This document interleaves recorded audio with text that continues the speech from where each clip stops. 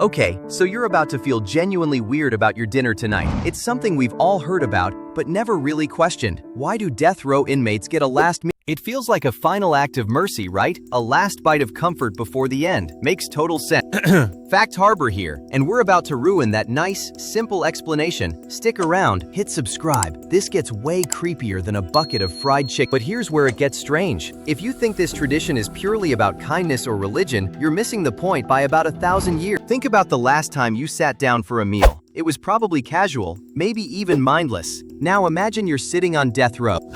The food arrives. You have one choice left in the world, what you're going to eat. But why does the state even bother paying for this? It can't just be for the prisoner's benefit, right? They're about to die. That meal literally doesn't matter to them. So, who is it really for? Most people assume the last meal is a final act of compassion, a little humanity at the end of the line. You've probably heard stories, like Timothy McVeigh ordering 2 pints of mint chocolate chip ice cream, or the insane spread that got the tradition banned in Texas. 2 chicken fried steaks, a triple meat bacon cheeseburger, a pizza, and a slab of fudge that the guy didn't even eat. It feels like a final farewell to the pleasures of being alive. But compassion? That's a modern, cozy blanket we've thrown over a practice that is ancient and deeply superstitious. We need to go way, way back to ancient Greece. They didn't feed the condemned because they felt bad for them. They fed them so they wouldn't come back as hungry ghosts. Seriously. They believed the soul had to cross the River Styx, and you needed to be fed to make that journey, otherwise you'd haunt everyone. But it gets even darker in pre-Christian Europe. Historians digging into this found that the last meal wasn't about forgiveness, it was about a bribe. By accepting the food, the prisoner was essentially making a deal. They were promising not to seek vengeance from beyond the grave. The executioner, the judge, the witnesses, they were all terrified. So they threw a feast to buy the prisoner's silence in the afterlife.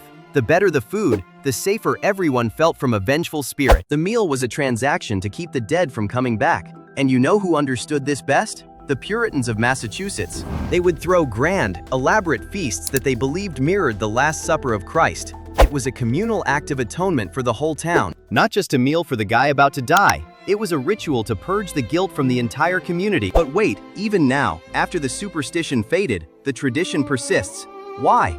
Because the public demands it. It's a twisted form of intimacy. Food is the most intimate thing we share. You don't care what movie a prisoner watched last, but you want to know what he craved. His grandmother's meatballs, a greasy burger, a single olive. It humanizes the monster just enough to make the story newsworthy. The media shoves these menus in our faces so we can feel like we're touching the real person behind the crime. It's the last remnant of the days when executions were public spectacles. So when an inmate orders a feast and doesn't eat a bite, they're not just being petty. They're rejecting the entire ritual. They're proving that the meal isn't for them.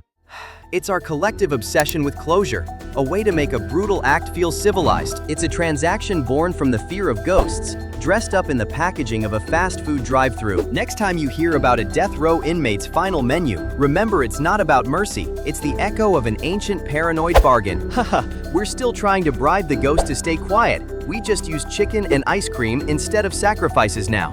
If your brain just whispered, okay, that was actually way darker than I thought, hit subscribe. We promise we don't bite, unless you don't share your fries.